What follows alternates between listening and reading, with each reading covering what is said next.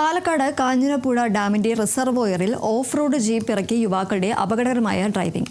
ഡാമിന്റെ ഇരുമ്പകച്ചോല മേഖലയിൽ ജീപ്പ് ഇറക്കി വെള്ളത്തിലൂടെ ഓടിച്ചു കയറ്റുന്ന ദൃശ്യം പുറത്തുവന്നു. സാഹസിക ഓട്ടത്തിനിടയിൽ ഒരു യുവാവ് ജീപ്പിൽ നിന്ന് വെള്ളത്തിലേക്ക് എടുത്തു ചാടുന്നതും ദൃശ്യങ്ങളുണ്ട്.